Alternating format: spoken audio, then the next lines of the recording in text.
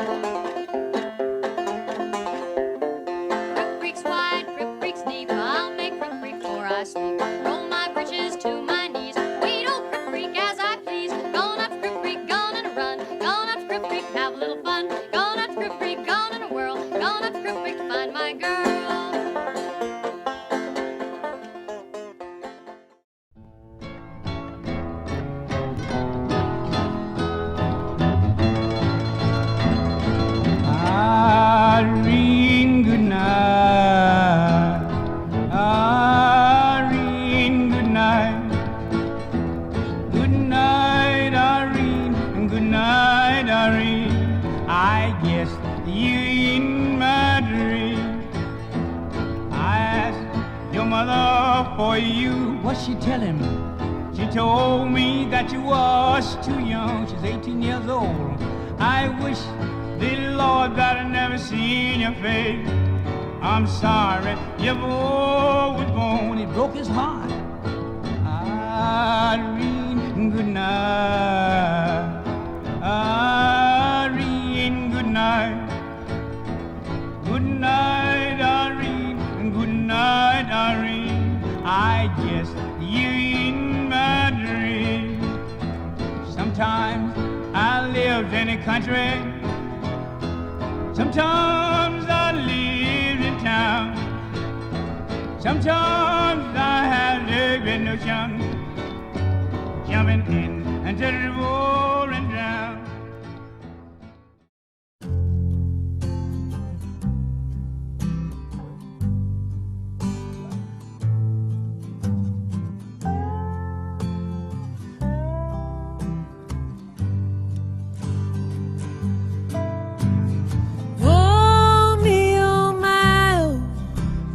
Look at Miss Ohio, she's running around with her rag top down. She says I want to do right, but not right now.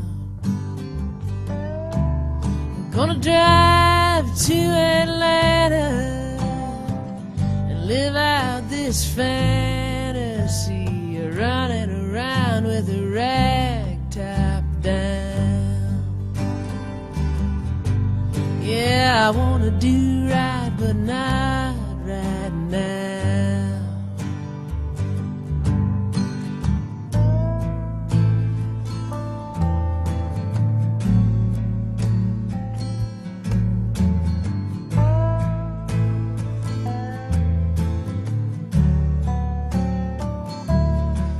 Had your arm around your shoulder, a regimental soldier, and Mama starts pushing that wedding gown. Yeah, you wanna do right, but not right now. Oh, me, oh my, would you look at Miss Ohio? She's running around with a rag top down. She says I wanna do right, but not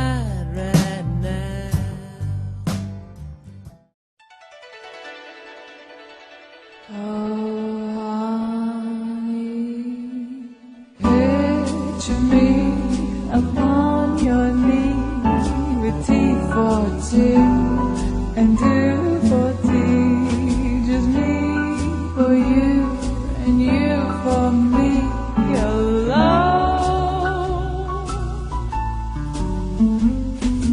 Nobody near us to see us or hear us. No friends or relations on weekend vacations. We won't have it known, dear, that we own a telephone.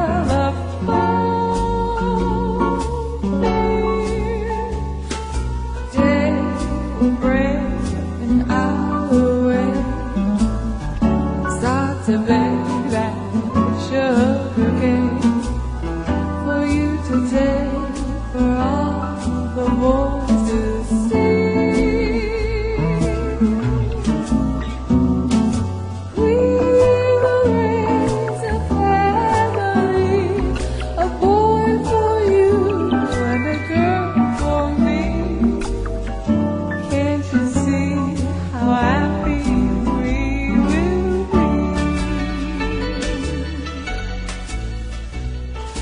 Dee dum dum doo dee da doo day, dee da da doo da da dee dee do da, dee da da da dee da dee da doo dee do da dee. Nobody near us to see us or hear us. No friends or relations on weekend vacations. We won't have it known, dear, that we own a telephone.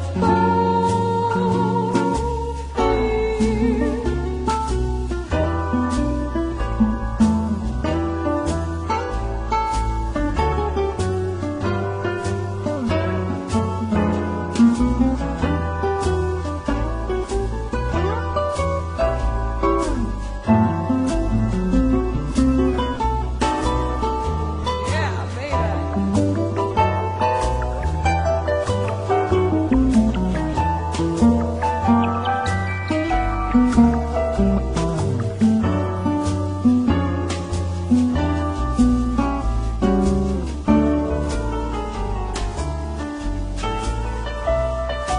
Picture me upon your knees with tea for two and two for tea.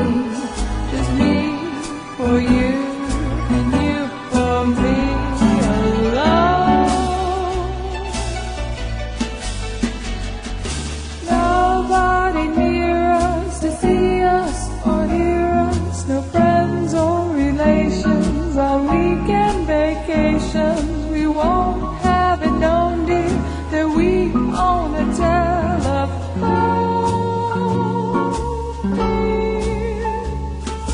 Day will break an hour away. Start to bake that sugar cake for you to take, for all the boys to see.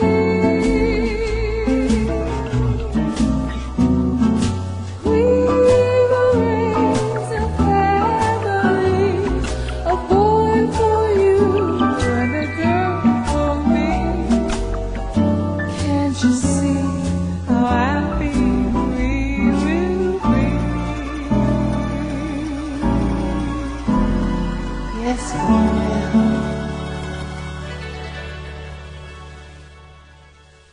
Lord have mercy, we're going to have a good time this afternoon.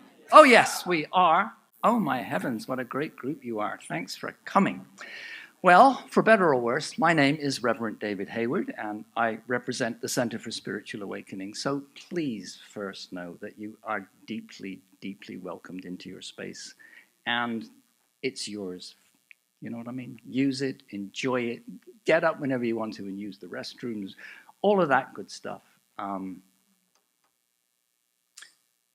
You know, sometimes you go to these events and then there's all this gathering, you know, of the clans, of the family, and everybody's so happy to see everybody. And then the minister gets up and it's like, and everybody's praying because we have to be holy. And I don't want to do that this afternoon, but it seemed a very, very sacred space to me. And I was thinking, what's going on here? And then I thought, I thought Bob is the prayer, and you are the answer to that prayer.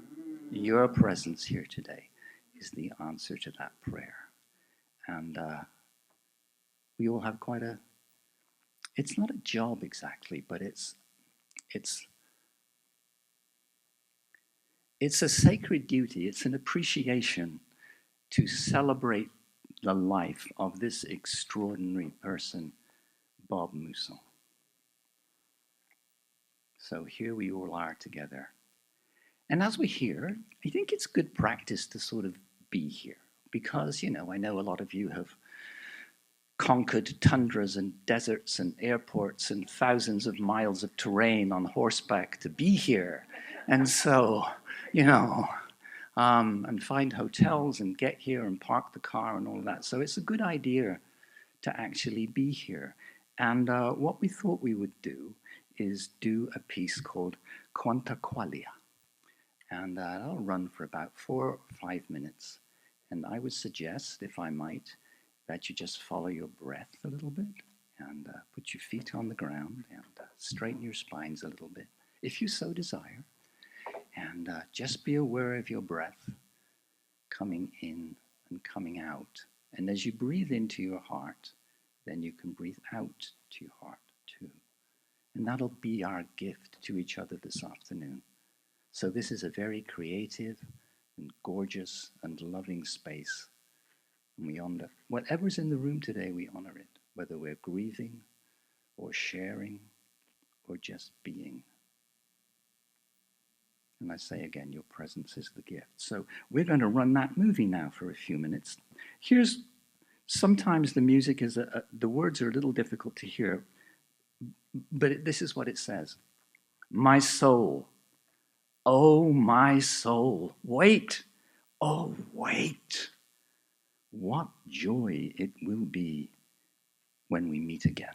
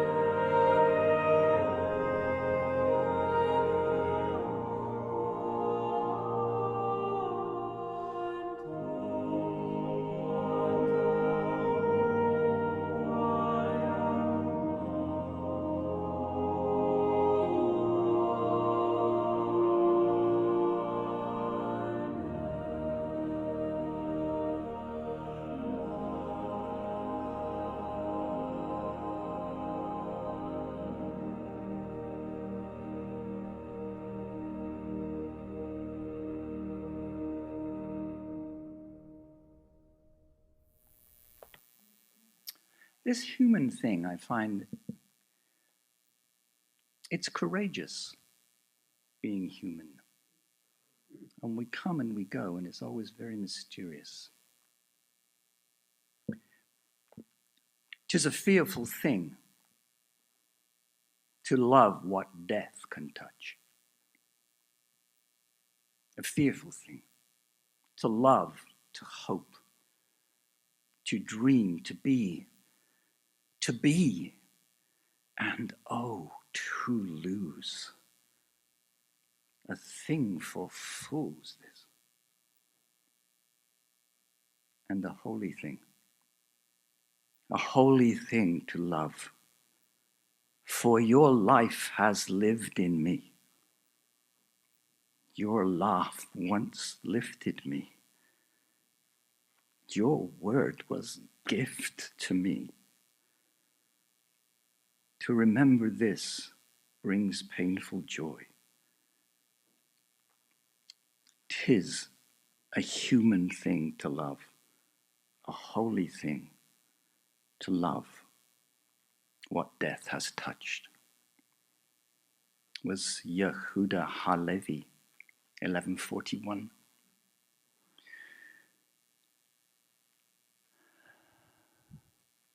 So now we're going to do some family sharing. Did you want me to read Bob's letter now or a little bit later on? Okay. Uncle Howard, yes, I'm sorry. So this is a letter from Howard, who is Bob's brother. Bob, my older brother, was an inspiration in many ways. And as a man who early on found his calling as an artist, he taught me a lot about painting, and his musical talents inspired me to learn to play classical music on guitar, hardly with his commitment and skill, and growing up, Bob was also an important ally in a family whose parents had a highly conflicted and fraught relationship. So sleeping in the same bedroom, we learned to cope with overhead scary arguments with, I must say, a shared sense of humor. Bob was handsome, charming, and popular. And in those early days, he read Dale Carnegie's How to Win Friends and Influence People, a bestseller at the time, and in high school, he was elected president of his class. Through most of our adult years, though, however, I only had glimpses of his life and development. Pursuing his art, he was away from the family and from me. First, perhaps attending school in Mexico, then a stretch in France, during which he met Jocelyne, and I visited him 2 or 3 times. And then their migration to the coast and to a mountain in Big Sur, where he developed carpentry skills, raised a family, and became, in his words, this outrageous macho mountain man. But, I found out a lot about my older brother's adult life, including his years in Nevada desert with Genevieve, through the long letter that he wrote when he was 60 years old to my daughter Alice, generously supporting her aspirations for a musical career. And that letter contained a plethora of revelations that will fill my memories of him. I remember him as a talented artist, a man of great shifting enthusiasms. He was always seeking the next breakthrough, the next transformation, whether it was through Dale Carnegie or Zen Buddhism or Werner Erhard. And he wanted to be liberated from the opinions of others, to be put in touch with his own true feelings as an artist and a human being. Doggedly, and sometimes in grim circumstances, Bob sought a path for himself and his beloved family to live powerfully. And through a lifetime quest of self-knowledge, he seems to have found that path, and it earned him the respect and love of countless people. Learning for itself has been my passion, he wrote in his letter to Alice. art was my entry point into the lifelong curriculum called Learning for the Sake of Learning. I'm glad Bob found his path and lived out his last years at peace, cared for by the amazing Genevieve and all his other loving family members. Thank you, Bob. All right, so now what the family are going to share with you. Susanna, are you coming up, or Genevieve? I brought a timeline.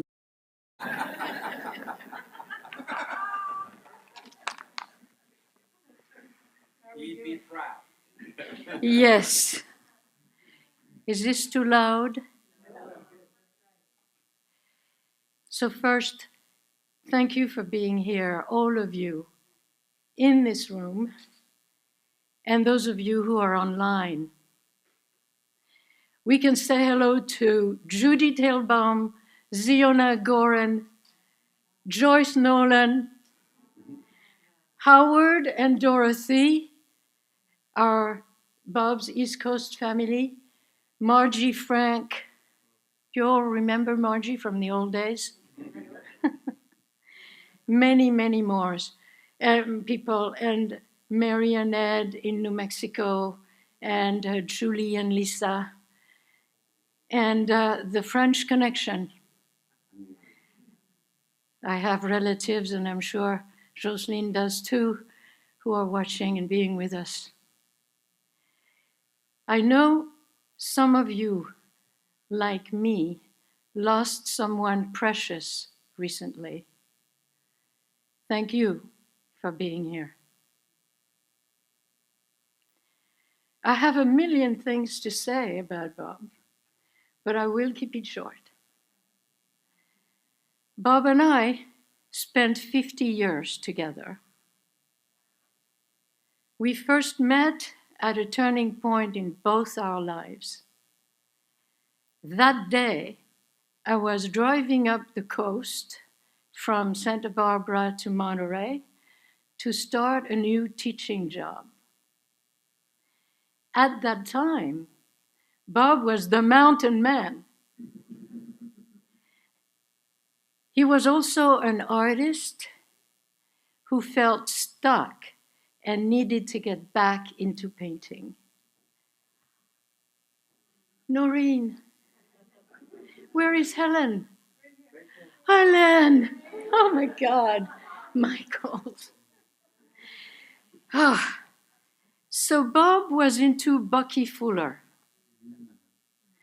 And he built a couple of domes down the coast.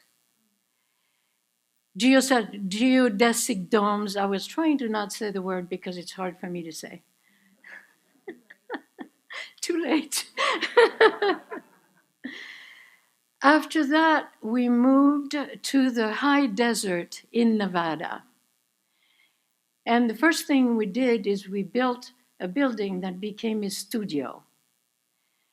And then we built our house, a halfway underground passive solar house. It was one of the first of its kind. Actually, it might have been the first. Sunset magazine sent a photographer, but our landscaping was way too rustic, mostly sagebrush. So even though we had high hopes for an article, we didn't get one. Bob started painting again, and he painted up a storm for 5 years, going from breakthrough to breakthrough in his art and discovering that he could paint in total satisfaction from beginning to end. That was the birth of what would become later his painting seminar. During that time, Bob traveled back and forth from the high Nevada desert to the Big Sur coast to be with his family, to check up on things, to fix what needed fixing. And then another turning point. We heard about the Hunger Project and the S training, And as long-time fans of Bucky Fuller, we were enchanted.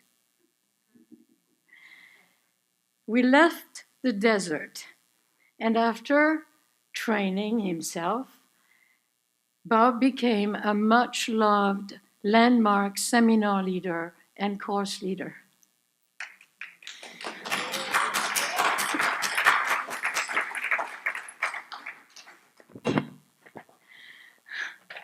Timeline. So this is my Bob. He had a receptive nature. He had a knack for recognizing mastery when he saw it. He was not threatened by other people's greatness. That's a rare trait. He was not in competition with Rembrandt or Werner Erhard or Mildred Klein, his superb violin teacher. He let them train him. That made him a lovable man. That is how he learned to paint and to play the piano, the bass, the classical guitar in his teens, to speak fluent French in his 20s, carpentry, and to play the 12-string guitar and the banjo in his 30s and 40s, and to lead seminars in his 50s and 60s, and to play the violin in his 70s, and the ukulele in his 80s.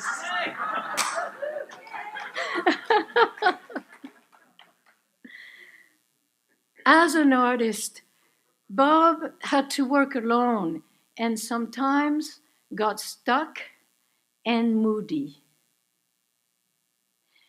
As a natural-born leader, he needed to be with people. So he built bridges across these two ways of being. First, his life on the Big Sur coast with his first wife, Jocelyne, their children, and their friends. Second, our peaceful years in the desert and our partnership, which was strong from the start. Third, guess what? The S training.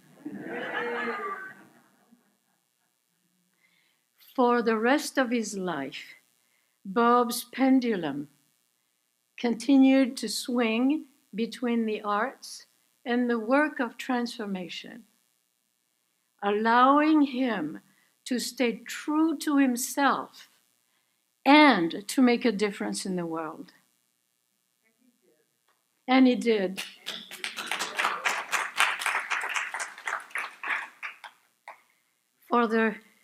Oh yeah, I forgot to tell you, when he was 6, so we were boyfriend and girlfriend for 20 years. We had several reasons. One of them was I was a French snob and I did not believe in marriage. That was a bourgeois thing. Another reason was Bob and I too wanted to make sure that Jocelyne and their children were okay with us. When that became clear, I was still kind of poo-pooing marriage. But at 60, Bob was fed up with calling me his girlfriend. We were married by Tex Johnson and Ziona Goran was our witness. Yes. An intimate and powerful moment. You know, the difference Getting married made was, even though our commitment was total from the beginning, never wavered, no matter what. It's a little bit like there was a little back door and it just went shut.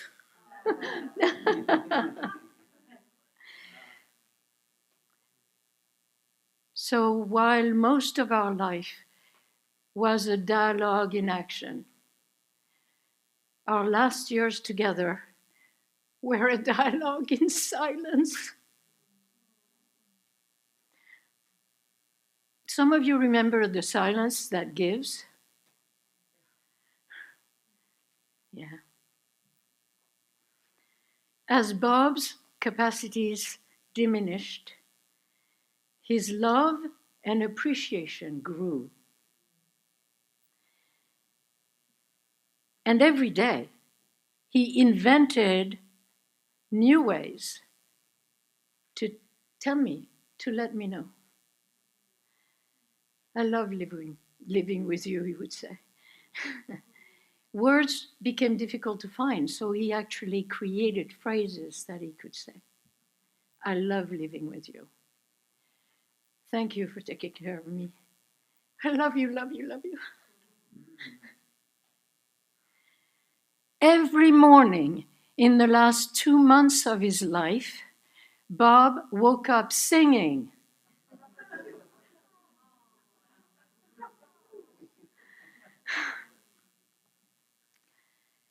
To paraphrase one of the Navajo prayers, Bob asked at the beginning of his life, "In beauty may I walk, with beauty all around me, in all seasons may I walk." At the end of his life, he could safely say, "In old age, wandering on a trail of beauty, lively I walk. With beauty all around me, I walk. In beauty, it is finished." Bob's love left me and his family complete and strong. He is alive in my heart, and I'm not saying goodbye. Thank you for your listening.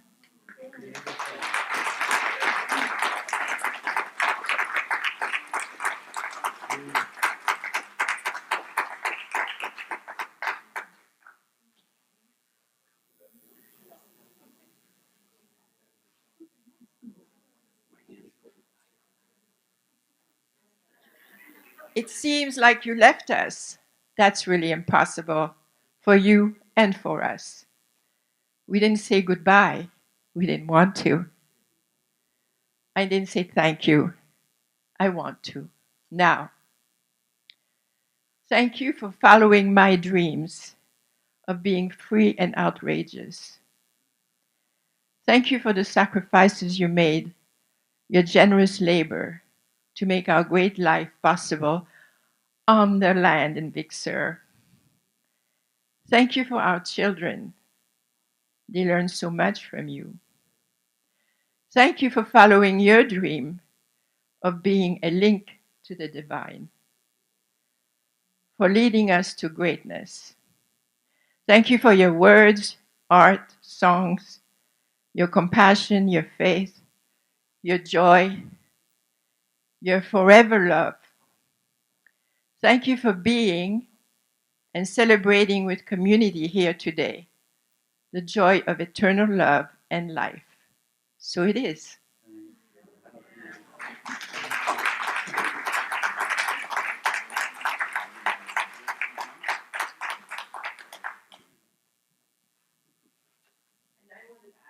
No. Thank you for Genevieve. One of the very best friends you have. Thank you. From day one.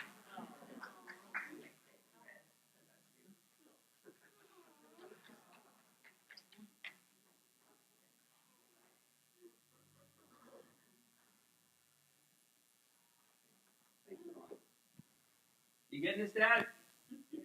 Hey, wake up! Pete's sake.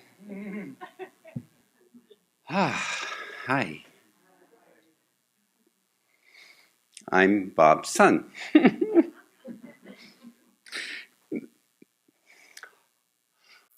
There's so much I want to say. And that was great, Genevieve. Thank you. Something you may not know about Bob is there was a point in his life when he decided to wear bells on his ankles because he loved the Native American Indians and their way of expressing music. And he wore them everywhere. Imagine walking with your father. You're like 8, and he's got ching, ching, ching, ching. People are looking around, and you can't see it. But one thing that was great about it is up on the mountain, he would come down from the bedroom he had, Jocelyne and he had up in the garden, and he was a real morning person, my dad, singing and dancing, and the bells are ringing. And he was that way. He was just in love with life and happy and committed. A real zest and commitment for everything he did, and you can hear it in Genevieve's description. I'm not going to talk more. There's so many stories, and I'd love for you to share your stories with me in writing, put them on my Facebook page or send them somewhere. There's so many stories. But standing in his shoes, what I'm present to is his real commitment in life was his community. He got real clear that he showed up in other people's listening and in his community. And community became the most important thing to him, and you could see it throughout his whole life. In Big Sur, his community, he was always a community man. He wasn't a solo man. He would paint by himself, but he wanted to have dinner with everybody and play music and have the community. And as his path progressed, he really gave himself to his community because for him, he showed up there. And so to his community, which is huge, and we have our landmark consultants and wisdom course leaders here representing a large body of that community. And I just want to get a sense from Christine and Helen, how many people are in Bob's community from starting as his years in a seminar leader? We're not talking more than tens of thousands, more than hundreds of thousands, a few million, maybe more, right? So, standing in Bob's shoes, I want to say to that community, my community, thank you. Thank you for the generous listening.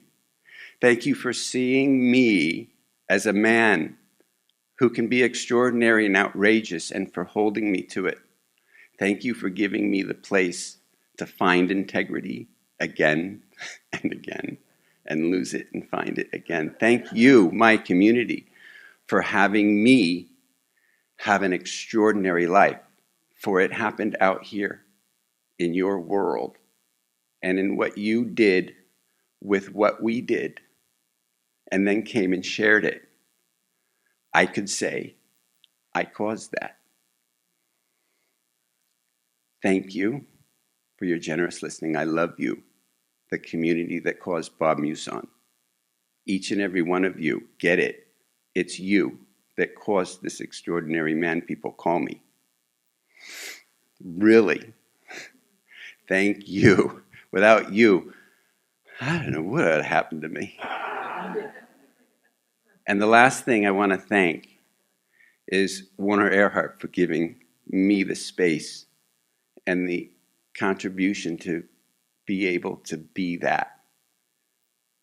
So thank you, Warner Earhart, for causing this incredible man over here. You did a good job. I love you.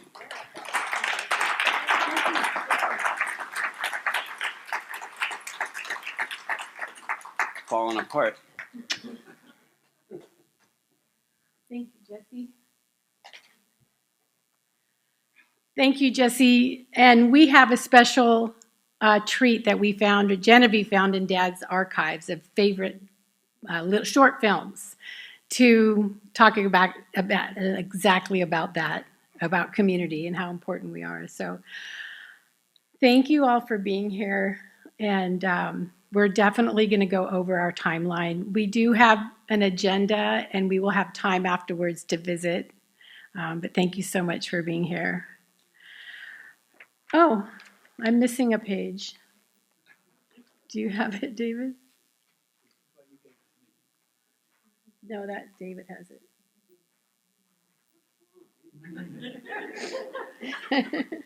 No, I'm okay. So, in late December, Pop passed away in my arms after a long slow decline from complications of dementia from such a brilliant mind. Maybe it's peaceful this way. We think it probably started about 12 years ago looking back, perhaps about the first time he didn't want to come early to the Thanksgiving gathering. This was his favorite holiday, big turkey, family and all. We thought he was just getting old and grumpy. We now realize it was the beginning of the slow decline. For our family, it has been devastating watching his mind and talent slip away. The journey was daunting for Genevieve, who lovingly and tirelessly cared for his extraordinary needs until the very last day. Dear Pop, between you and I, saying goodbye to you is a day I have dreaded my whole existence. Yet it has led me to have the deepest loving respect for you and your particular choices in life. I've written on many note cards over the years our words of wisdom, your words of wisdom, whether they came from you or were reiterated by you. That's why we have the cards back there. He always sent me home with a couple cards with something on it. I have missed and will miss the long conversations at the kitchen table, sometimes just the two of us, other times with family, but always felt they were just between you and I. They started over turkey sandwiches for lunch and then went on until dusk. You always had one more thing you wanted to tell me and be sure I understood before heading home. Thank you for the two extraordinary women you chose to be my moms. They continue together to be a guiding light. Many blessings for the wonderful adventures into the world of art, music, and humanity. As you said, it is in your bones. You are in my bones, Dad. Everything I do, I hear and feel your wisdom. With your passing, I feel a great gift and honor to have embraced your perceptions. Here are a few I have taken home with me. Choose your words carefully. They carry a weight and create a reality to be respected. Say what you mean and mean what you say. Life is not personal. We are all human beings being human.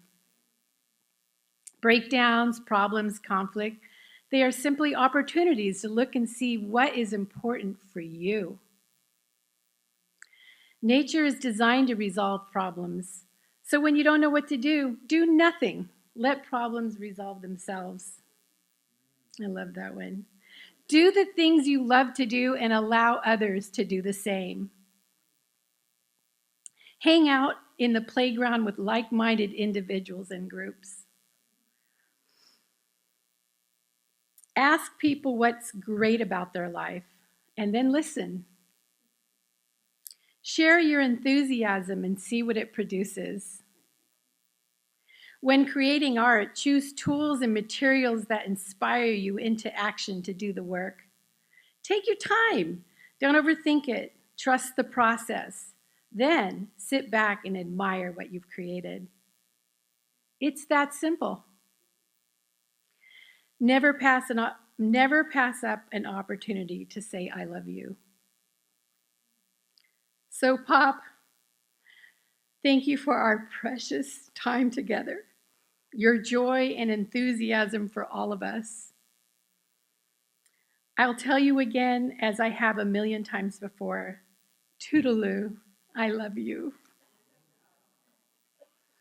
So with that, I would like to share one of Dad's favorite shorts.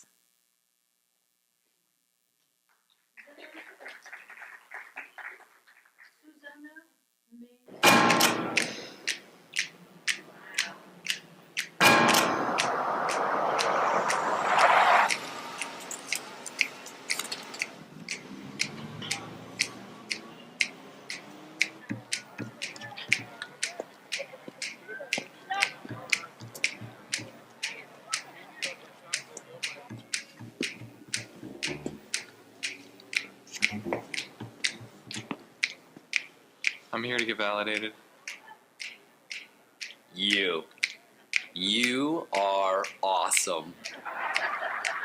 Excuse me? You have an amazing face. You've got powerful features, man. Anyone ever tell you that? No. And listen, you look a little down. And it may seem like sometimes people don't understand you. But someday, man, someday, people are gonna see you for what you really are. You really think so? Absolutely. You are great. Need a validation, please? You are great, ma'am. You have amazing cheekbones. Really? Sir, yes. We have a situation. Where? Oh my gosh, 6 months old. What the hell's going on? Yes, that is so sweet. You've been through it. You know. You've had so much life experience that other people don't appreciate, but you know.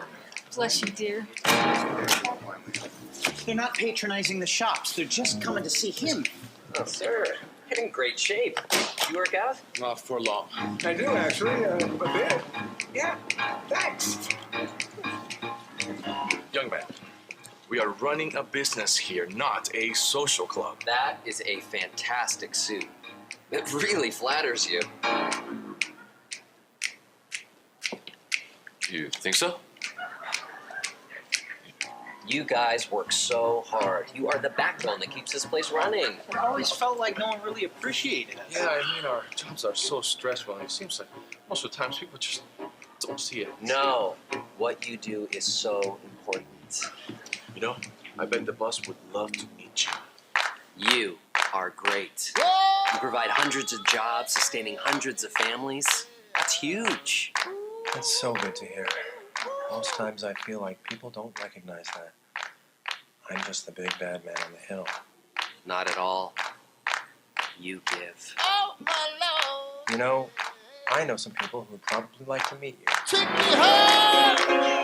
Mr. President, no matter what people say about you, you have still got a great golf swing. God bless you. You do. You have a fantastic mustache. I bet Burt Reynolds and Tom Selleck look at you and get envious. I'm not kidding. Thank you. You're welcome.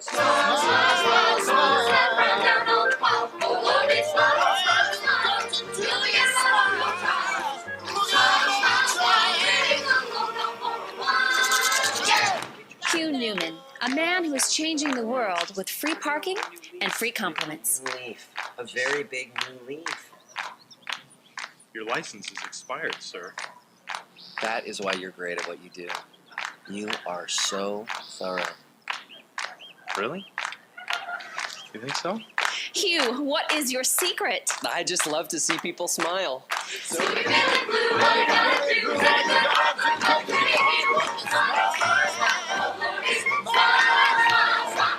It seems there is no one Hugh Newman cannot make smile. Next! Welcome to the Department of Motor Vehicles. Now boarding B331 at window number 19.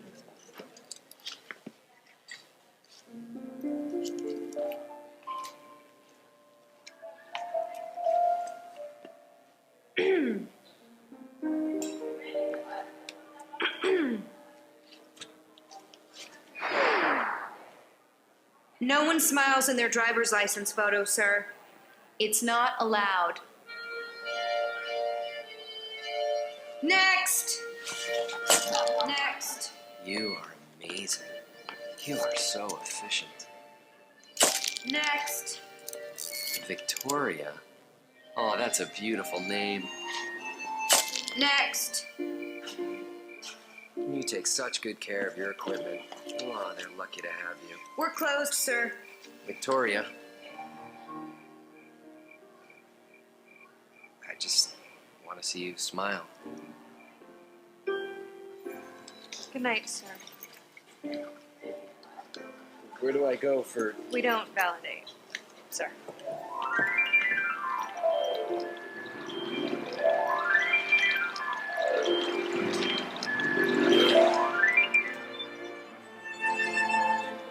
Next. They match your eyes. Sorta. Oh, you have the most beautiful eyes I've ever seen. Next. You eat healthy, too. See, you take good care of yourself. That's awesome. See, you're even a great pet owner. You're giving her a full hour's walk. Most people wouldn't take the time, but you care. Oh, boy, do you care. Have you ever smiled? Yes. When? When I was a little girl. Oh, I bet you had a beautiful smile. What happened to it? Next. Look like anyone you know? Next. There's color and black and white. Next.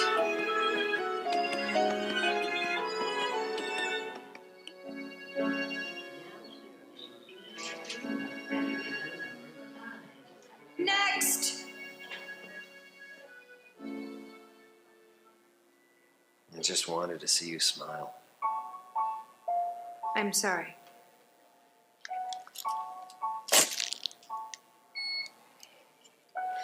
Next. I'm here to get validated, please. You're... okay, I guess. Okay. Did you say okay? Yeah, you're fine. Don't you have anything else to say? What's the point?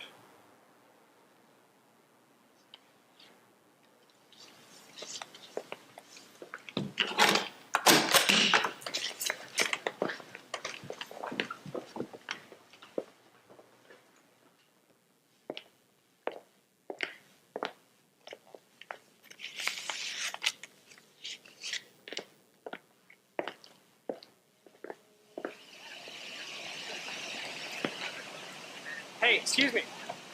Excuse me. Could you take our picture?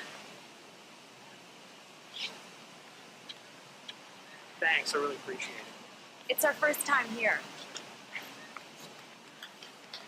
Smile. It's not a real smile. You guys love each other?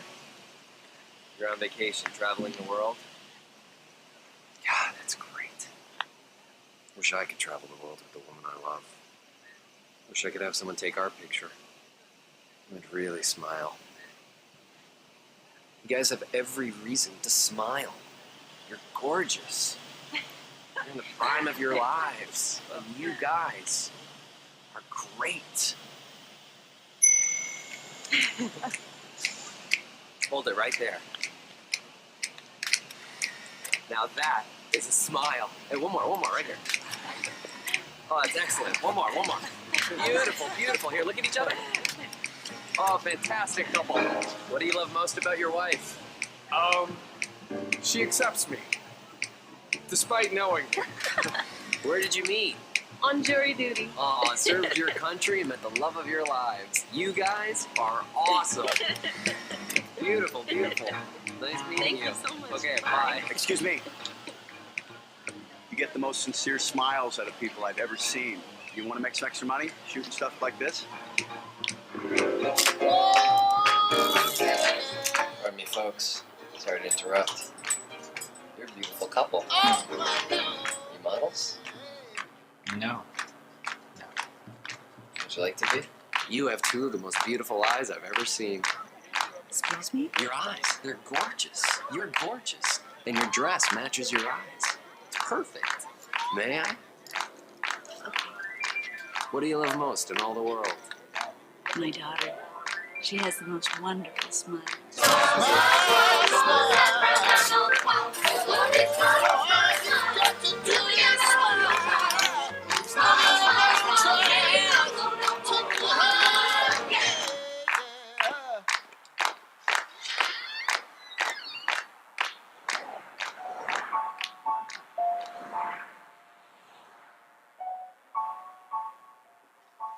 Hello, 310 cleaning. Hugh Newman? Hello, Hugh. Can you just put your driver's license on there when you're done? Sure. Thank you. Hey, man.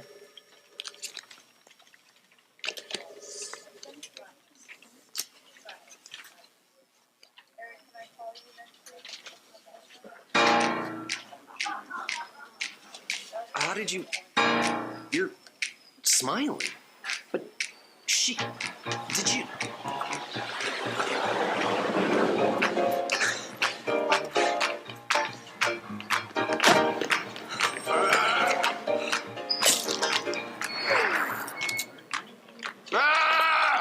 Excuse me, sir. Where's Victoria? You know, work here, she was fired. Ah! Fired? Why? It was smiling. Look at this. She did these. Look at that. They're all smiling. Look at that. Those pictures suck. They're not supposed to smile. Stop, bitch. They're smiling. Look at that. Oh, suck. Where is she?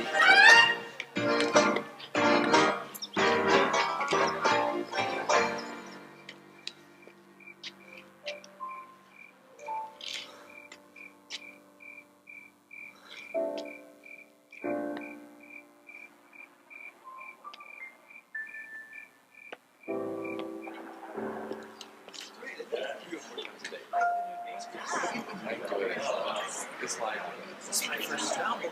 Really? Yeah. Really? This is amazing. This life is special. Yeah. Wow.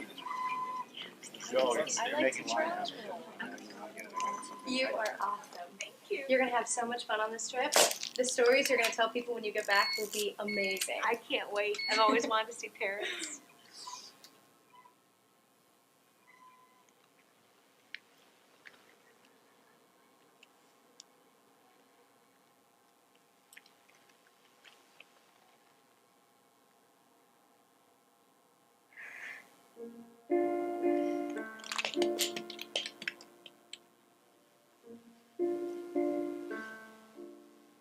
I don't understand.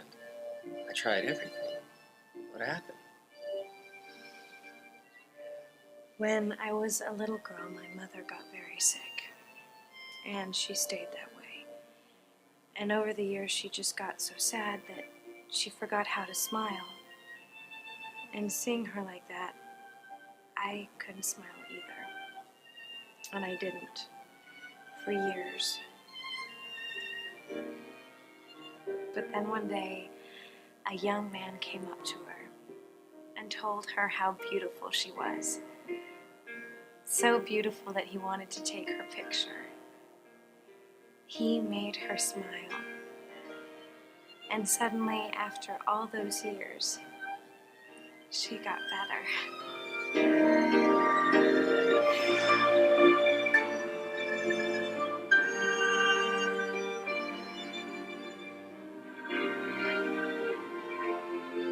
I knew it was you. I looked everywhere for you, but I couldn't find you anywhere. I went to every garage in town. I paid every fee they had, but I couldn't find you. You paid for parking? For me? Yes. Because you are great. You are amazing. No one has ever said that about me before.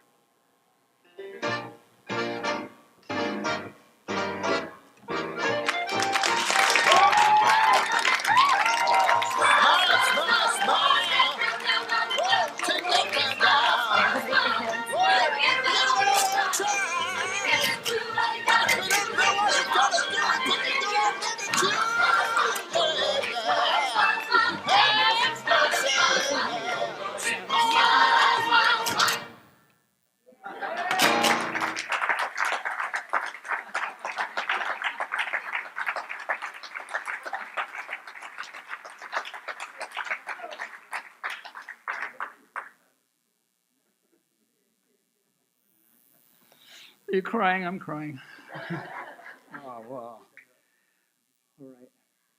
How are we? Yeah? Fabulous space. All right, ladies and gentlemen. Now for your continuing pleasure, and at enormous expense to the management, music from Jim.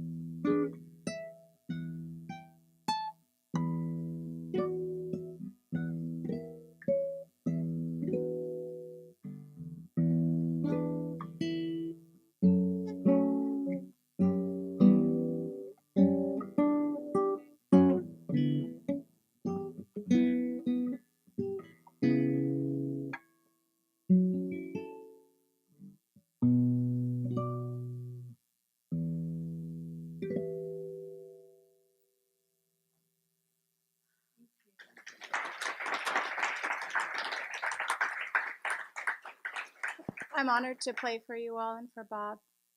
I'm honored to know Bob and Genevieve and Jocelyne, and I've learned so much.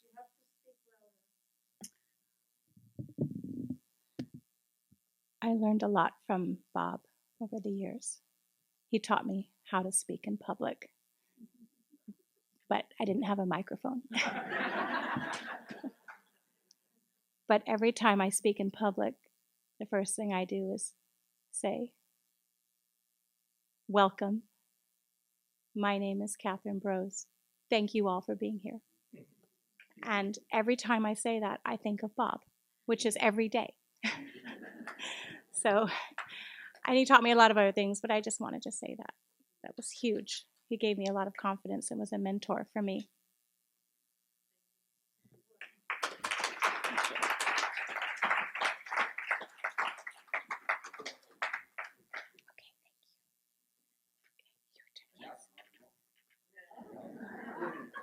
Now, whoopsie.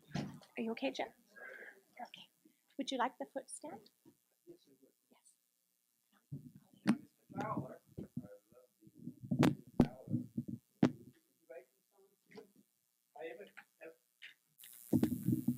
I have not yet written a song for Bob Muson. Yeah. This is actually 3 songs.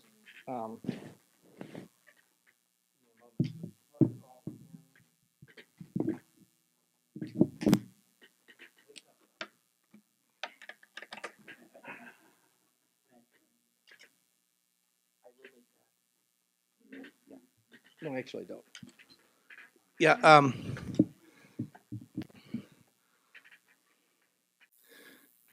I was in many of Bob's seminars, and I remember him coming out one night and saying, "You know, we ought to just get together with guitars and sing and have some pizza. What do you think?"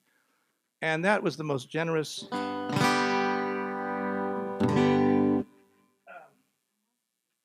that's good. Thank you. It was just generous. So I have 3 songs that Susanna and I agreed upon to sing, and this is one of his favorites, also one of mine.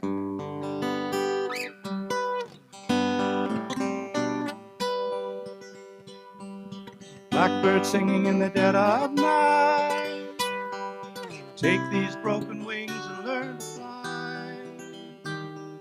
All your life, you were only waiting for this moment to arrive.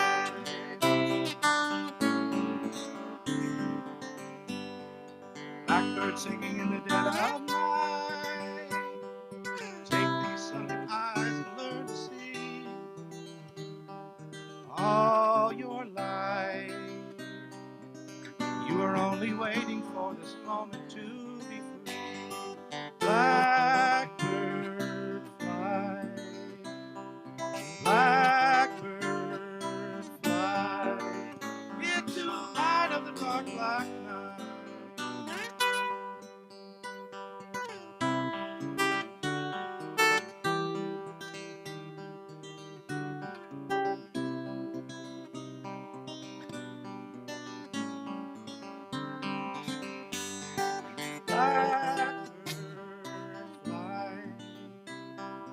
Blackbird fly into the light of the dark black night.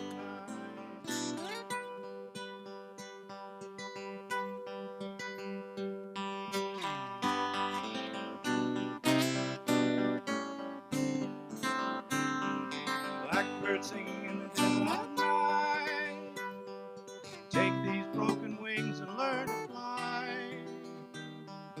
All your life, you were only waiting for this moment to arrive. You were only waiting for this moment to arrive. You were only waiting for this moment to arrive. Thank you. Thank you.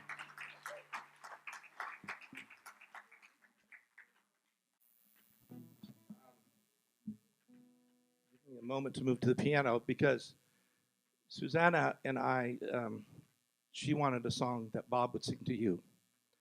and we kept it a secret. You didn't want. Remember last night we were having dinner. And, don't tell me. Well, we're going to tell you now. And it's a song that written by Badfinger. Sounds like a bad name, but they're one of the first artists that Beatles Apple Enterprise signed on, and it's called No Matter What.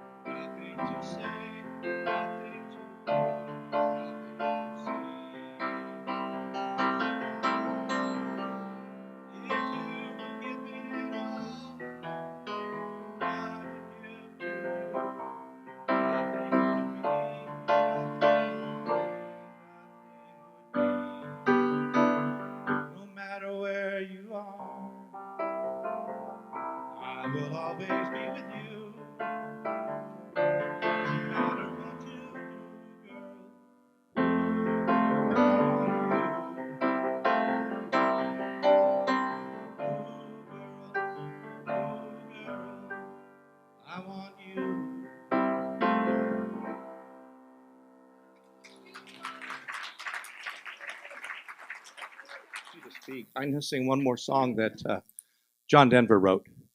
And he wrote it to really express what was available in the S training, the 6-day course, all the work of transformation. And it's called Looking for Space. On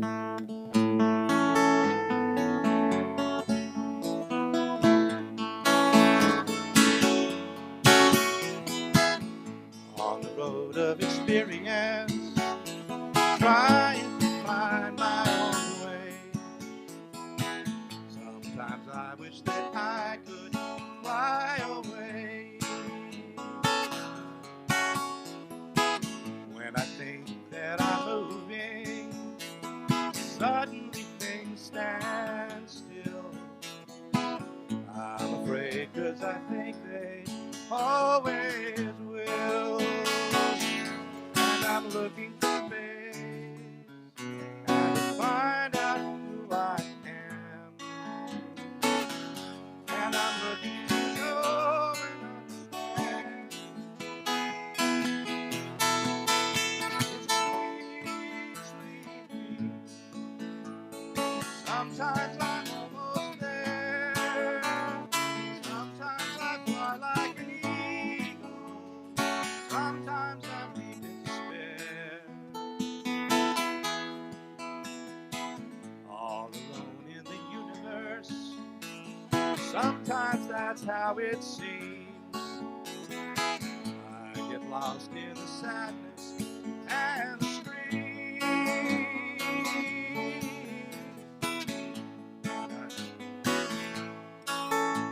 I look in the center. Suddenly everything's clear. I find myself in the sunshine and my dreams. And I'm looking for space to find out who I am. And I'm looking to know and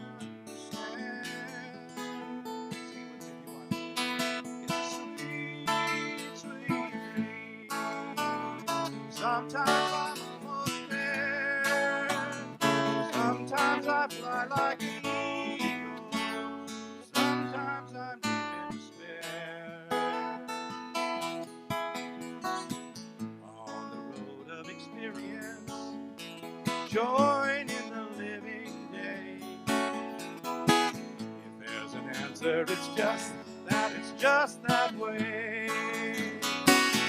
When you're looking for space and to find out who you are. When you're looking to try and reach the stars.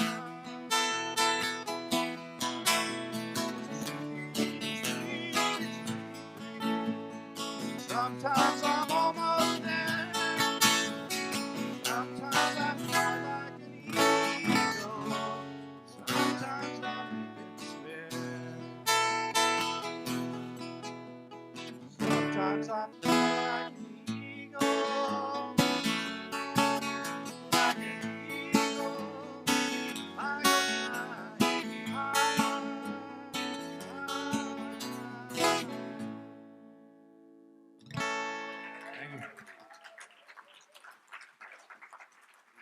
My father had a way of adopting extremely powerful people into our family. And this is one that we love very much. And my dad had a big place in his heart for Robert, as Robert did for my father. You know, we're here because of Robert. Yeah. He called me every other day and said, "Are you going to have this service while I'm still here?" Thank you, Robert, for making this happen. Let us see your lips there, handsome. Mr. Ponte, ladies and gentlemen, world-renowned Robert Ponte. Thank you. Don't screw it up, Robert. I'll go over. Thank you. Thank you. Thank you. Bob was in my age. We'd meet for the last 50 years or so. Maybe every 3 months, I'd come to Carmel and take him to lunch.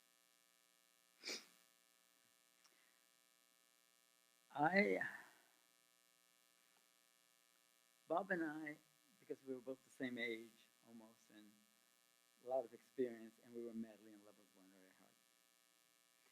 So I could not drive down from San Francisco every 3 months and say, let's go to lunch, Bob. We had a special place across from the firehouse. And we would just sit there and we'd take over and sit for hours. But what was very unusual is, like Bob spoke to a lot of you, you heard his voice. Bob didn't speak to me in words.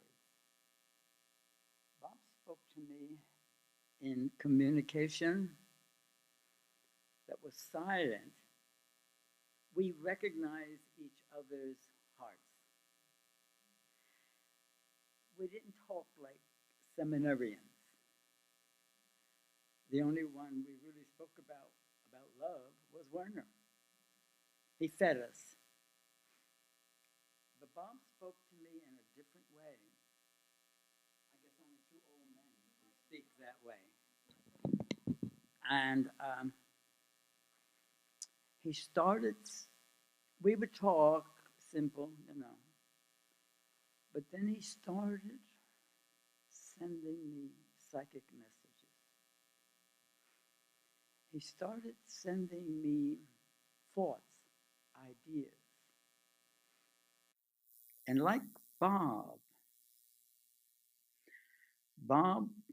spoke to me, get out there. Get rid of what you've got inside.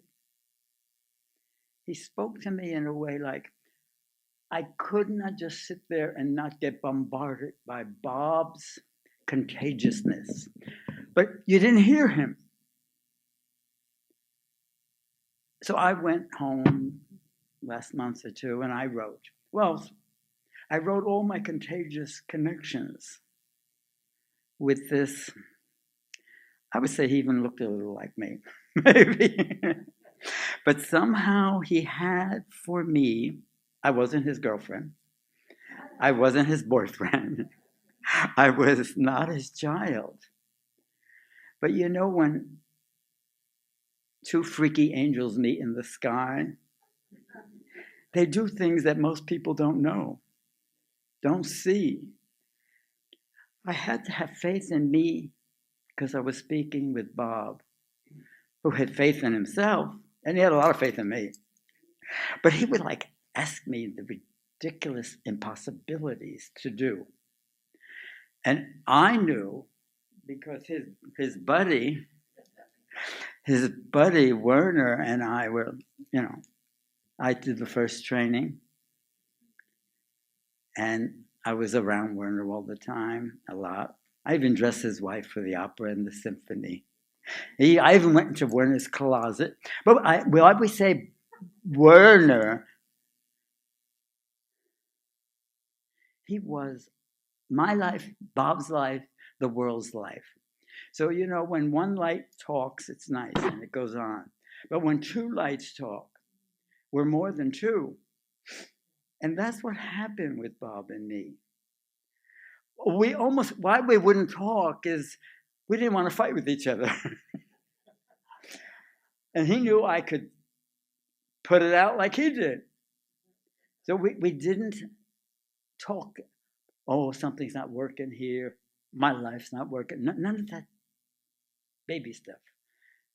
We were way beyond that. We were two people who met many centuries ago, probably. And we looked at each other. I was good looking, he was great looking, And he started sending me messages. And I'd go home and say, God, he's asking so much of me. What do I do? But he was going into my essence, my being, and releasing it. He was very magnetic. And I would just let him talk, because you don't see a lot of people of such a high desire. And for the one person we loved in a very special way. So first of all, one of the things he told me, and it started happening, I went to Whole Foods store. And I stood in front of the flowers. Flowers, there's the entrance, they have all those pretty flowers. And for over 20 years, I ate lunch in Whole Foods store. I was their main customer. So I look at the flowers, and one day I started crying. And then I started laughing. And then I saw Bob. I said, am I crazy? What's going on? So when I looked at the flowers, I saw the giggles of God. And Bob used to giggle quietly to me. He would almost say to me, he let me know, he says, you wait someday, you're going to see it. Like, we spoke like buddies, we were not, he never gave a seminar for me, though Bob was a coach. He was a consultant. He was a mentor. He was even a trainer. If they changed the word of what a trainer is, that was Bob. It's sort of like we met someplace in the heavens, and we came down around the same time. So I saw the giggles of God. And when I think of this thing, giggles of God, why are these flowers the giggles of God? See, I started going through insane metamorphosis. It wasn't horrible. It was like I was at a symphony. Things started happening to me, and I had the mouth and the courage and the background, show business. He even thought one day, he said to me, not in words, he said, why don't you go meet that lady, Oprah? I said, Oprah. I knew when he said it that he was speaking my language from him. See, we were crazy friends. We were friends who could have met in a meadow or on the ocean. But we met. So I want to give these flowers. They're called the Giggles of God to my friend who never stopped making me hear the giggles of God. All right. Now, so I couldn't get rid of the live ones because I wanted her to know it and keep them. So you give this to whoever you're in love with. Right here. All right. Now I'm not done. What do you got? A little bit. I got to talk now what he spoke to me that we haven't heard today. See, Bob spoke, he said, love is the only reason for living and the sole purpose of life. There ain't anything else. How could he love me, this outrageous guy from New York, from around the world, and I was going to go see Oprah? How'd that happen? He read my being. He gave me his being. And when two get together, you know what that's like. Two wacko, freaky, aware, conscious, loving, sensitive men. He was very sensitive. And I was an artist. I taught in art school. So he said, love is the sole reason for being and the sole purpose of life. Now, I'm going to tell you something. You could sit there and love, but I know you're not getting me 100%. So he taught me something. See, our Bob kept watch. He kept watch over us. He said we can be brothers, sisters, or burden lifters. We are burden lifters. Now, he didn't say it in these words. He gave me the meaning of what those things are. The children were my sisters and brothers. The wives were my grandmas. They were very special. I mean, Bob would not marry a woman who wasn't a strong aspect of the divine. He was so in love, I guess he didn't know what to do. He would be screwing everybody in the world if he did that. But he found two hot mamas who made fabulous children, who made fabulous love. One spoke with a French accent. She was so amazing. Me, a gay guy, I fell in love with her. So he said, Robert, we are able to live only if there is love. But you know, the word he used about love in his metaphysical exchanges was bliss. See, there's nothing different when someone says love each other, it's saying bliss them. See, in the movies, he said smile. He was in that stage of bringing it out into the world. So we all smiled. Now, I don't know what you're feeling, but I know what I'm feeling. What else will I do? He said, love is not something new which we have to acquire. It's a place in the heart within every one of us. It's the place of love. Everyone sees the same inner love at least once. Somehow, when Annemarie looks at Jess, there's a special love. Do you know all the men that want her and all the women that want Jessie and all the men that want Jessie? Do you understand? I mean, you look at them, you can't believe what's going on. Bob's juice was beauty producing. Really, no. And people say, oh, you're going to be careful, they might get shocked. Oh, screw you. That's Bob didn't care if he shocked people. He had to shock them out of their death thing. See, yeah, but Bob was, I wrote a whole book. There's so much. I said, no, I'm not going to do that kind of thing. We don't have time. Susanna would throw me out. See, Bob kept saying, you must taste the bliss. You must feel that everyone out there is you. They're all you. Now I want you to get this. Take your right hand, put it out to the side.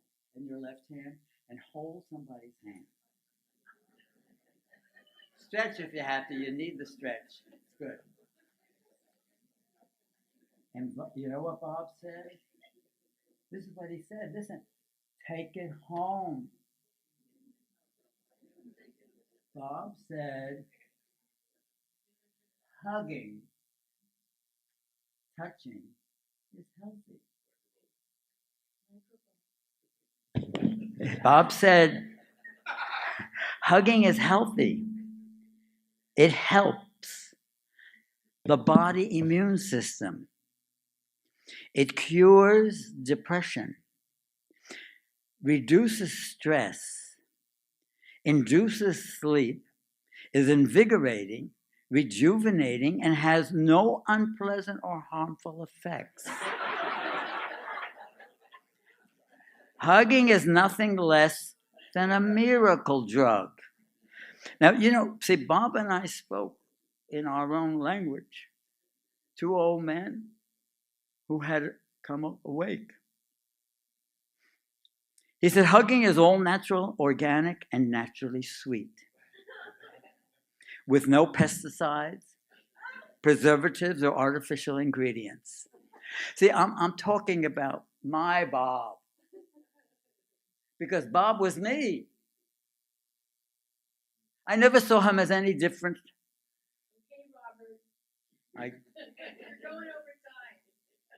Have I already? Compared to everybody else? See, that's what happens. All right, hugging is practically perfect. No periodic checkups are needed. No movable parts or batteries to wear out. It's very low on energy consumption. Hugging is inflation-proof, non-taxable, non-polluting, and of course, fully returnable.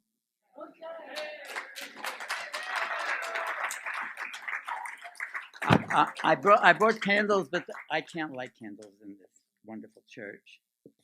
So take a candle when you go. I'll be by the door. You go home, you light it, and you talk to Bob. And one other thing. Bob taught me how every morning to sit down and write a prayer to God. What you thank God for, what you ask for, what you've gotten. You gotta really be. See, we don't ask enough of God. We don't. We're like chintzy. We don't have a chintzy God. We are not chintzy. Move, Except come on. with time. I'm sorry. No.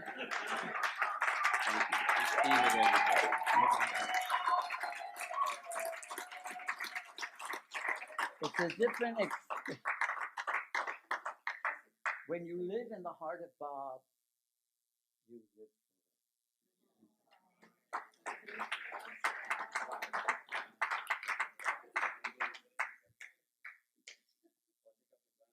Hey, Bob, thank you so much. All right.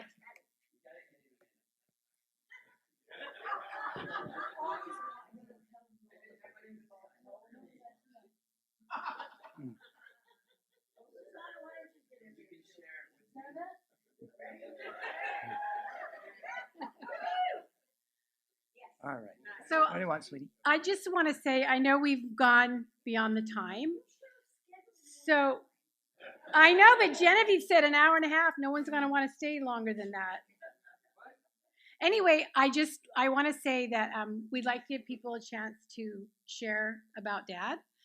And we ask if you keep it about a tenth as long as... 2 minutes of that. Please share, in 30 seconds. And then afterwards, I've prepared a little box of Dad's favorite treats. I bake for him all the time, and I baked for him for the last time. And we'll be having those in the other room, and we can mingle and share together. But I really wanted to give people a chance who wanted to say something. Yeah. But please keep it short, so that, you understand, right? Christine Arbor, ladies and gentlemen.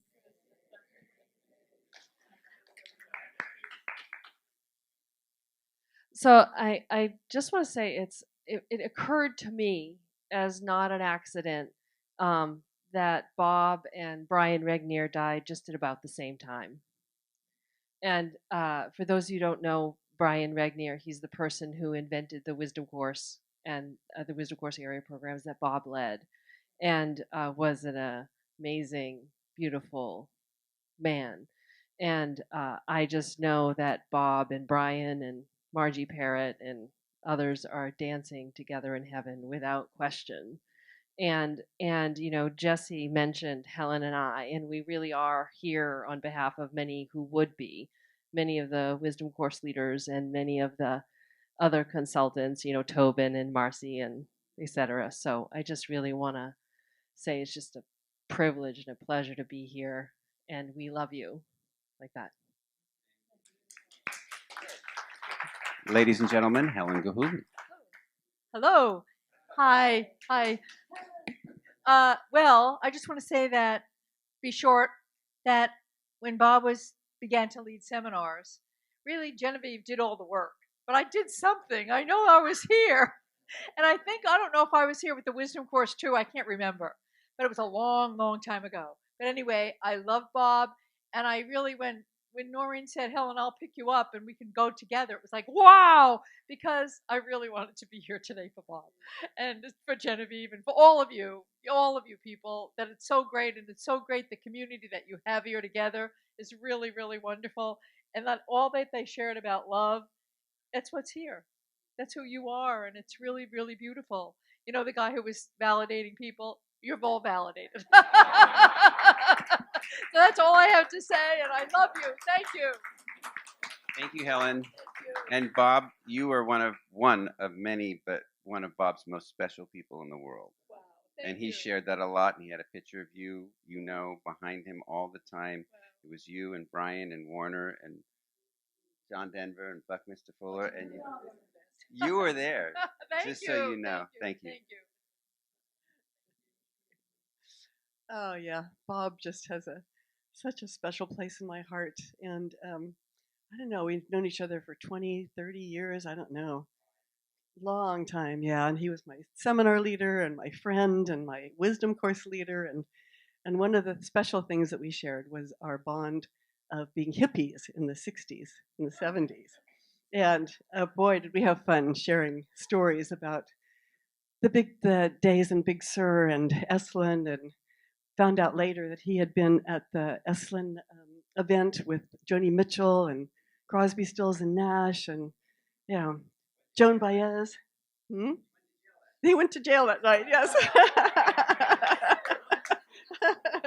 I didn't know him then, but I was there at the same time, you know.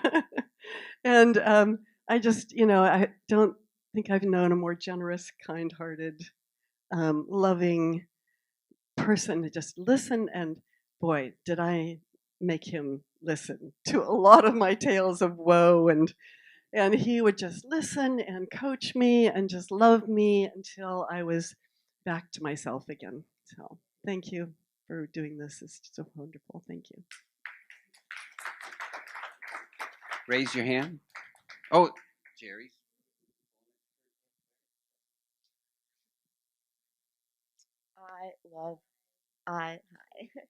I love Bob, and he is a person that I think about every single day of my life. And I did the Wisdom Course with Bob. No, I didn't do the Wisdom Course with Bob, but I did the Wisdom Course, and I had coursework parties at my house, and he came every single week. Thank you, Vaughn. And early on, he took me to task because there was this project that you had to do, and it was due the next weekend, an autobiography. And I said, I can't do it. I'm not going to do it. I can't do it. He said, you have to at least do the basic. You have to get a C on it. It's like, okay. So I took an afternoon off work. I was afraid to get pictures. And I finally figured out I could just take a picture of myself and make a photocopy of it. Done. And so then I worked, each night, maybe 10 minutes, maybe a couple hours. Well, by the time that weekend came, I got an A on my autobiography. But what I learned from Bob is I can do things quickly, and they don't have to be perfect. And I use that every day of my life. I can make The soup, just chop the vegetables in big pieces. It doesn't matter. So I love Bob. Thank you, Jessie. Freedom. Hi, everyone. My name's Tony Montreal, and I see so many faces. I was one of the seminar leaders who had the privilege of working with Bob. He trained me when I first got into the program. And to be with such an amazing guy, he really, really taught me how to let go and just be fully self-expressed in a way that I never even knew was possible. And like a lot of you, all the conversations we had about the early days with Warner and the magnificence of that. But when I got to lead in Monterey, I led the last couple of seminars in this community, and having him there with me in the audience, giving me critiques afterwards. And I remember he said this thing to me that was so beautiful, and it really stayed with me the whole time I led seminars, he goes, you have the ability to put on those velvet gloves when you coach, and you just really leave people with what just happened. And he was just so special to me. And thank you so much for family for providing this for all of us to complete with Bob. Also, on behalf of Faye Steele, I just want to say she sends her love. And I told her that I was coming here today. So, yeah. Love you. Love you. Tara, another daughter of Bob's, adopted. I don't know about that. So I think, if I recall correctly, I've known Bob since I was 5 years old, and I'm 60-something now, so that's quite a few years. And I hear a lot of his appreciation for his transformation with the Est and Warner and Landmark, and it's really incredible how many lives he touched and affected and was there for. And I knew him quite well before the transformation, and it definitely was a transformation. There was a time when the drinking and the partying was so extreme that I was a young person, and the grown-ups were all drinking and partying until he was playing his guitar and any instrument that was there, and his artistry and his joyousness, and he got naked and threw his pants in the fire. And I went, oh my God. So I hauled them out, and he turned to me, he said, you're just like your mother. And at the time, being a young person, you're like, was that good or bad? And I actually said, well, thank you, because his wallet and his goodies were in there. So I saw that part, but huge passion, huge connection, huge art. I grew up with art in my life in a big way because of Bob, and he actually started the coloring book, Big Sur Moon and Sun and Moon, I think. He would, something like that. He would draw up in pen and ink one page at a time and pass it out to put it in mailboxes sometimes or hand it to a kid. And we all kept saying something like, put it together, do a coloring book. And we'd collect them. And I think it supported him in doing the coloring book. And oh, no way. That's great.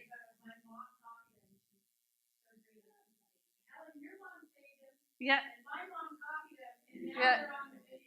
Yeah, so you can feel the history that we have that is before and during and after Bob's transformation. So I felt like his mom sometimes, and also felt like his daughter a lot of times, because Susanna and Leah and Jesse and Etienne were my family. They were my brothers and sisters. So it was all bundled up. Thank you. And thank you, family, for doing this. Wonderful. Anybody else want to say anything? Anybody? Anybody? Yes, over here. Wow. Michael.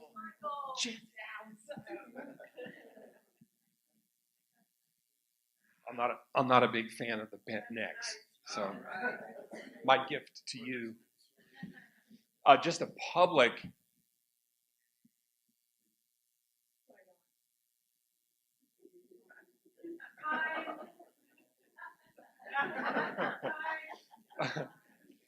A public thanks.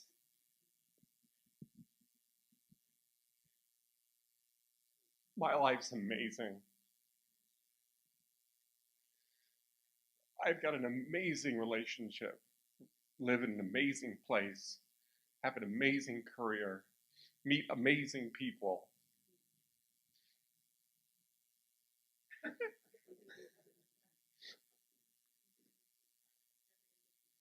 So I think the coolest thing I could do for Bob is to continue to kick ass in that arena. Yeah, thanks. Well said. Anybody else? So I feel the same way. Amazing life. I didn't really want to talk about myself before, but my life is sourced by him and my amazing relationship, my ability to be with people and be in love with them. Thank you, Dad. And Barbara Evans, another long-time friend. Well, or the back. I'm Barbara Evans. I met the Muson family on day one when I moved here from Los Angeles in 1968. I was driving up the canyon and I picked up Jocelyne and Leah, who were hitchhiking to go home. They'd been at the library. We'd heard about the Muson family from their neighbors, the McGiverns. We knew about this family that lived up on the mountaintop in a tent. And that whole summer, every day we drove up in our Volkswagen on that road. It killed the car 1 year worth. And we had our dinners up there on the mountainside and hung out in the tent singing, and Bob making fun of me because I'd fall asleep and hold my head and he'd make fun of me. Then in years later, he did capture us in New York City, trying to get us to go to an EST meeting. So he did get us to go a couple of times to some EST meetings, but that was it. We just went a couple of times to the meetings. Listening to you all has been really inspiring. It's so great to hear the parts of the life that you missed, that you weren't there for. And I remember Bob telling this story about the butcher he'd go to see at the market. And he had a wonderful laugh. Bob's laugh was just so infectious and wonderful. And he'd be very outrageous sometimes, it's true. But the one thing that sticks in my mind was this story about the butcher. And he'd mimic him. He'd go see the butcher, and the butcher would say, "What you want now, Bob?" And I think Bob's message to us all is love.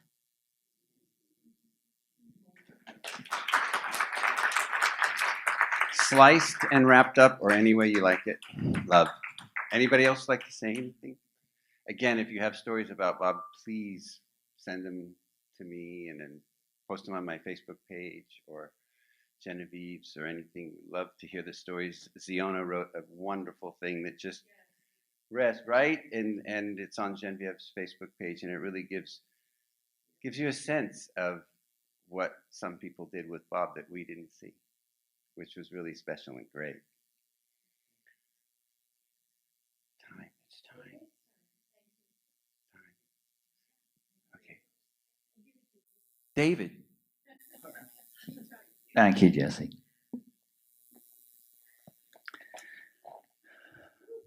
I don't know what to say. You're all so amazing. It's been an amazing afternoon. Is everybody feeling complete? Are we sure there's nobody that needs to say anything? Jesse, yeah, please.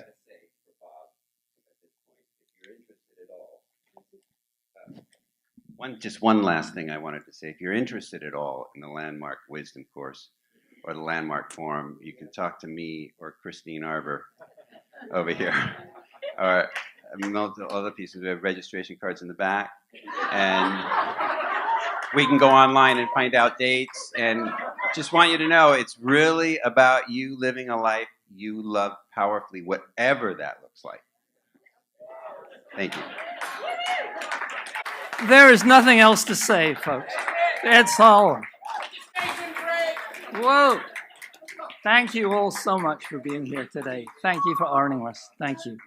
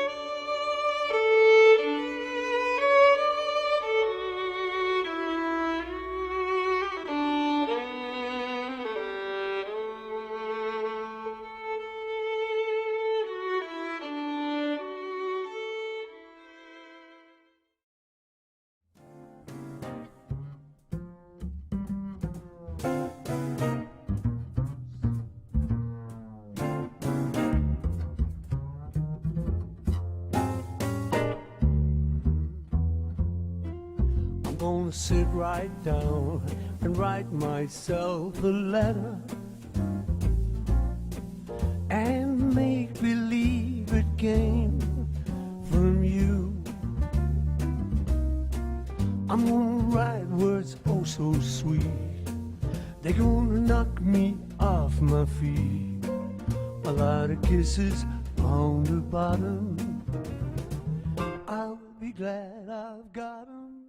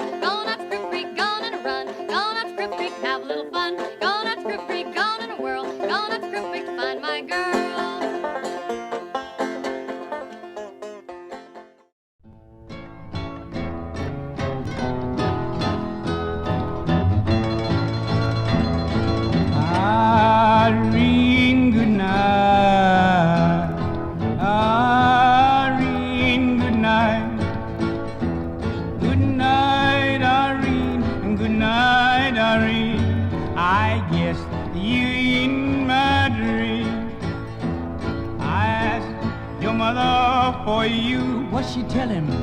She told me that you was too young. She's 18 years old. I wish the Lord that I never seen your face. I'm sorry, your boy was born. It broke his heart. Irene, good night. Irene, good night.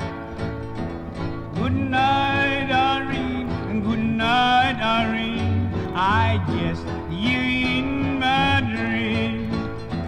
Sometimes I lived in the country, sometimes I lived in town, sometimes I had a great notion, jumping in and just rolling down.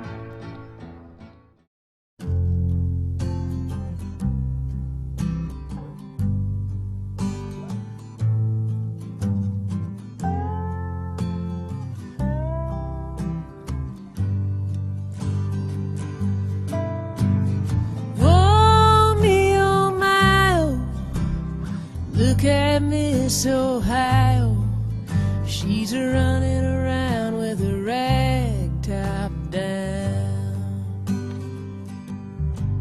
She says, I want to do right, but not right now. I'm gonna drive to Atlanta and live out this fantasy of running around with a rag top down. Yeah, I wanna do right, but not right now.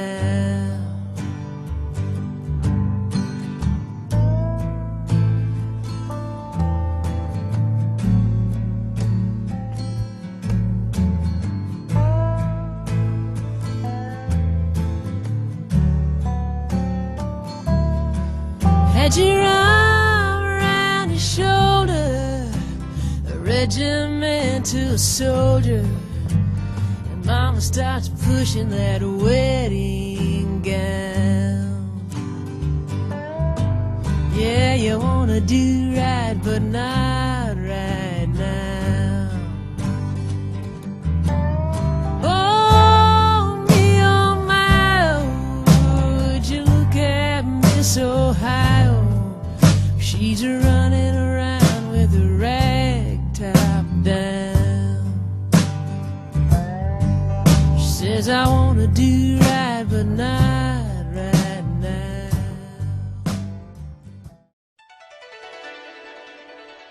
Oh, honey, picture me upon your knee with teeth for two and do for tea, just me for you and you for me alone. Nobody near us to see us or hear us, no friends or relations on weekend vacations. We won't have it known, dear, that we own a telephone.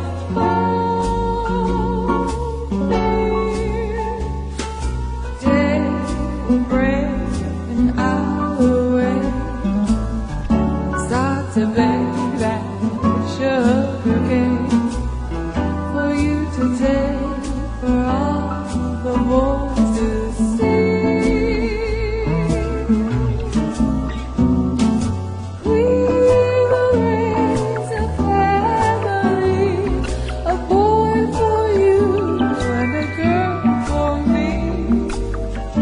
Can't you see how happy we will be?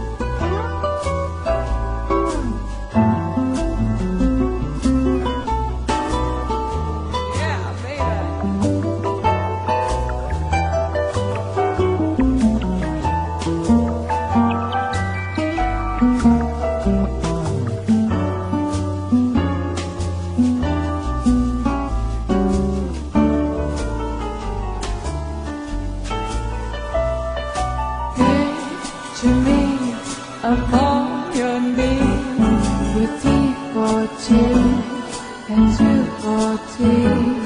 Just me for you and you for me alone. Nobody near us to see us or hear us, no friends or relations on weekend vacations. We won't have it known, dear, that we own a telephone.